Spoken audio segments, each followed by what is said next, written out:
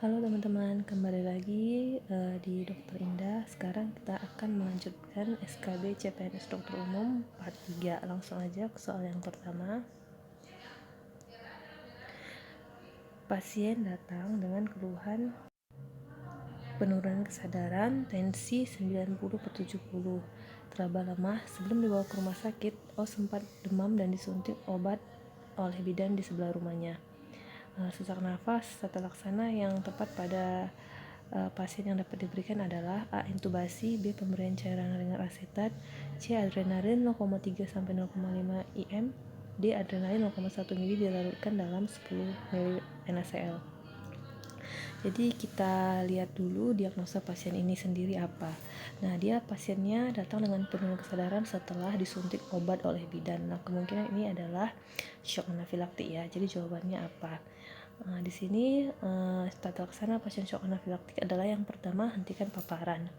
Yang kedua, posisikan dalam posisi Trendelenburg untuk membantu meningkatkan venous return. Yang ketiga, nilai ABC sambil diberikan injeksi adrenalin IM 0,5 mg pada dewasa ataupun 10 mikrogram per kilogram berat badan pada anak.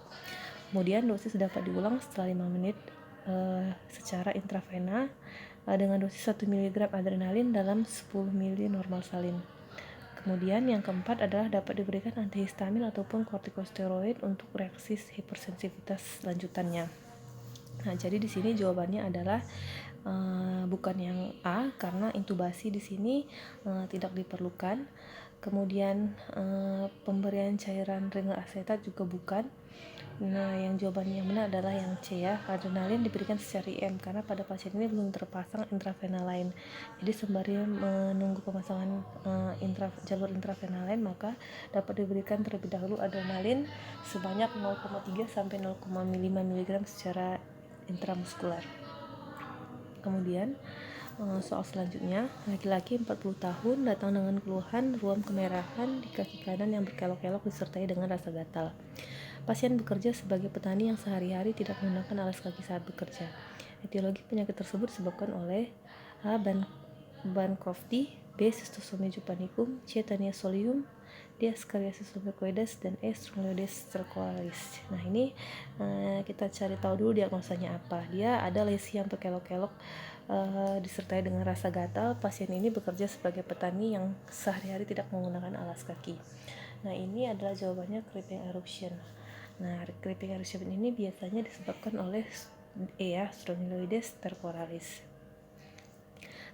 Di sini saya jelaskan sedikit untuk terapinya, yaitu adalah dengan pemberian albendazole dengan dosis 400 mg 2 kali sehari selama 3 hari, atau bisa juga dengan mebendazole 3 kali 100 mg selama 2-4 minggu.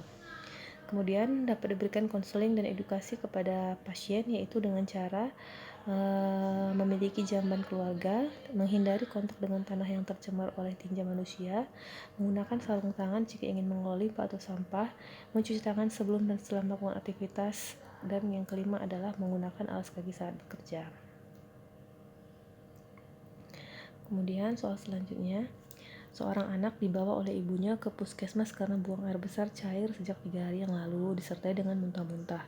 Anak tampak lemas, namun masih mau minum walaupun sedikit-sedikit. Maka anak tersebut termasuk dalam A. Diare dengan dehidrasi sedang, B. Diare dengan dehidrasi berat, C. Diare dengan dehidrasi ringan, E. Diare dengan shock hipovolemi. Nah, di sini pasiennya sadar karena dia muntah-muntah, berarti dia sadar. Kemudian dia lemas tapi masih mau minum walaupun sedikit-sedikit, berarti dia sudah tidak mau minum karena lemas. Berarti dia sulit minum. Kemudian maka anak tersebut termasuk dalam, nah ini ada kategori kriteria derajat dehidrasi. Nah, dia pasiennya lemas, berarti dia masuk ke kategori yang C ya, yang poin C, yaitu lesu, lunglai, atau tidak sadar. Di sini pasiennya lemas. Kemudian dia masih mau minum tapi sedikit-sedikit. Nah, berarti pasiennya termasuk malas minum. Karena kalau yang kategori sedang dia haus, jadi dia dia ingin minum banyak. Berarti dia termasuk diare dengan dehidrasi derajat berat. Jadi jawabannya yang B. Kemudian soal selanjutnya, Seorang anak 3 tahun dibawa oleh ibunya ke puskesmas dengan keluhan buang air besar cair sejak tadi pagi lebih dari 3 kali. Anak tampak rewel dan bolak-balik minta susu dari ibunya. Di sini juga pasiennya tampak rewel dan bolak-balik minta susu dari ibunya. Berarti pasiennya ini haus, ya, haus. Nah, kalau haus tadi, ini tadi termasuk dalam kategori derajat dehidrasi sedang, ya, karena pasiennya rewel dan haus atau ingin minum banyak. Jadi jawabannya adalah yang C, diare dengan dehidrasi sedang. Kemudian di sini saya menjelaskan sedikit mengenai terapi diare di puskesmas adalah dengan lintas diare, yaitu yang pertama adalah rehidrasi dengan menggunakan Oralit. Di sini ada diare tanpa dehidrasi. Dosis untuk anak umur kurang dari 1 tahun adalah dengan 1/4 sampai setengah gelas setiap kali anak mencret atau kurang lebih sebanyak 100 ml. Untuk anak umur 1 sampai 4 tahun maka dapat diberikan 1,5 sampai 1 gelas setiap kali anak buang air besar mencret atau sebanyak 200 ml. Dan untuk anak yang di atas 5 tahun dapat diberikan 200 hingga 300 ml setiap kali buang air besar. Jadi pada yang dehidrasi ringan, setiap anak buang air besar, maka orang tua menganjurkan anaknya untuk minum Oralit sebanyak dosis berat badan. Yang kedua, diare dengan dehidrasi ringan sedang, maka dosis Oralit yang diberikan adalah 75 ml per kilogram berat badan dalam 3 jam pertama.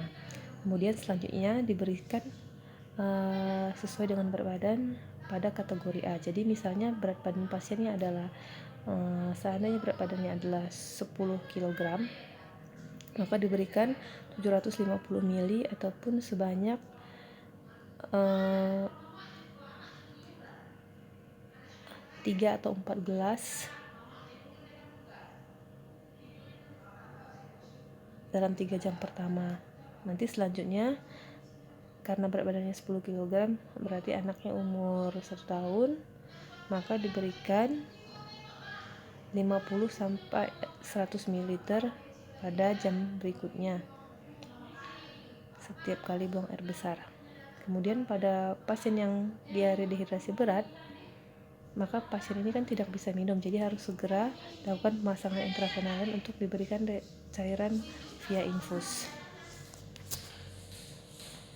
Kemudian ini ada kebutuhan Oralit berdasarkan kelompok umur, bisa dibaca.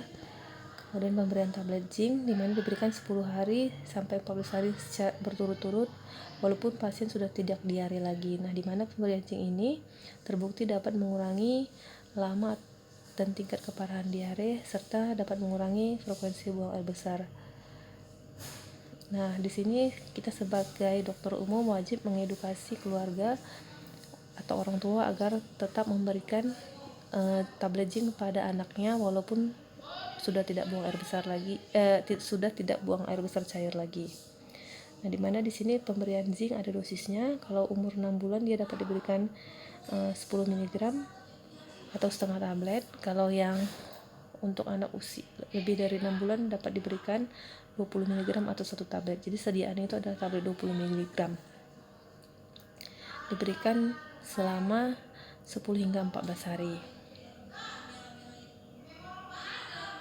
Bagaimana cara pemberian tablet zinc?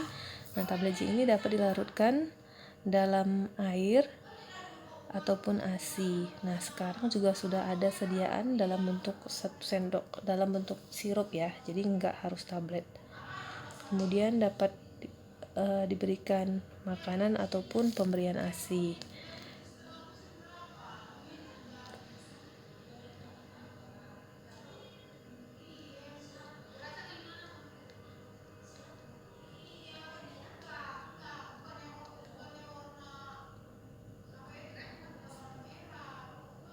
Untuk pemberian antibiotik biasanya tidak diperlukan karena pemberian antibiotik itu adalah untuk kasus-kasus tertentu. Misalnya diare yang disebabkan oleh protozoa seperti Giardiasis, Amoebiasis, dan lain sebagainya. Kemudian dianjurkan kepada orang tua untuk tetap menjaga kebersihan.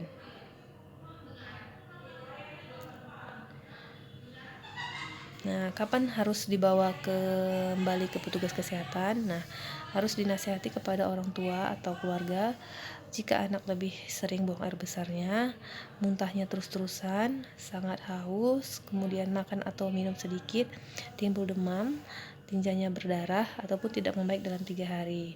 Maka anak harus dibawa ke rumah sakit untuk dilakukan penata laksanaan selanjutnya.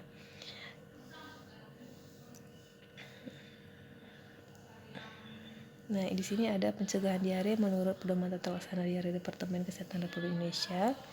Tetap dilakukan pemberian ASI, pemberian makanan pendamping ataupun pemberian makanan pendamping ASI, kemudian penggunaan air yang bersih, mencuci tangan sebelum dan sesudah makan ataupun sebelum dan sesudah beraktivitas, kemudian menggunakan jamban yang baik, membuang tinja dengan benar, serta pemberian imunisasi campak. Nah, kapan harus dirujuk? Pasien dirujuk jika dehidrasi berat dan tidak ada fasilitas rawat inap di puskesmas tersebut, atau jika dehidrasi tidak bisa dilakukan dalam 3 jam pertama penanganan. Kemudian anak dengan diare persisten atau diare terus-menerus, serta anak dengan shock hipovolemik yang tidak tertangani. Kemudian soal selanjutnya, laki-laki 40 tahun datang dengan keluhan luka di wajah yang tidak kunjung sembuh. Awalnya berupa luka kecil yang semakin lama semakin membesar sejak 1 tahun terakhir, sehingga Os menjadi malu untuk mengikuti kegiatan memancing yang biasa ia lakukan sedari muda. Luka berukuran 1,5 cm berwarna kebiruan dengan ulkus di bagian tengah dan tepi yang meninggi. Mudah berdarah saat Os mencuci muka ataupun tergaruk karena gatal. Apa diagnosa yang tepat?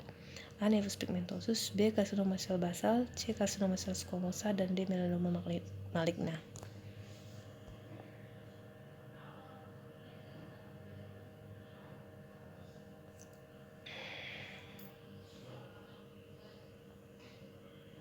Di sini kita jelaskan dulu. Pembagiannya ada 2 macam, yaitu melanoma maligna dan non melanoma maligna. Nah, karsinoma sel basal dan karsinoma sel squamosa ini termasuk dalam kategori non melanoma maligna. Ini adalah gambarannya. Kita kembali lagi. Nah, karsinoma sel basal ini adalah jenis non melanoma maligna yang paling sering ditemukan. Sedangkan karsinoma sel squamosa ini lebih jarang. Nah, karsinoma sel basal ini ditandai dengan adanya luka yang berwarna kehitaman ataupun kebiruan dengan tepi yang agak meninggi dan dasar yang lebih cekung dibandingkan tepinya. Nah, faktor resikonya adalah orang yang sering terpapar dengan cahaya matahari. Nah, di sini sudah dijelaskan pada soalnya. Kata kuncinya yaitu pasien sering mengikuti kegiatan memancing yang biasa dia lakukan sedari muda. Nah, berarti pasien ini sering terpapar matahari. Nah, pada karsinoma sel basal ini juga lukanya tergolong lama karena berbeda dengan karsinoma sel squamosa yang pertumbuhannya lebih cepat dibandingkan karsinoma sel basal. Dan pada karsinoma sel basal ini juga mudah berdarah ketika terkena trauma. Nah, ini juga dijelaskan pada kasus, yaitu pada saat mencuci muka ataupun tergaruk, luka tersebut mudah berdarah.